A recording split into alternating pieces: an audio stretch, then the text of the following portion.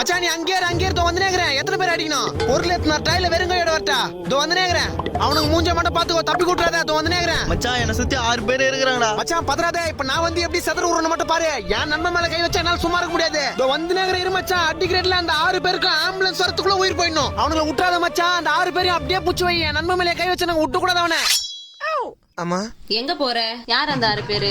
என் நண்பனை 6 பேர் சுத்து போட்டுக்கிறானுங்க. அவங்கள போய் காப்பாத்தணும். பெரிய பாகுபலி இவரு, காப்பாத்த போறாரு. 2 ஃப்ரெண்டுன்னு கூட போயிட்டு அவனுக்கு தப்பிச்சுட்டு ஒன்னு அடி வாங்க வைப்பானுங்க. என் ஃப்ரெண்டுமா?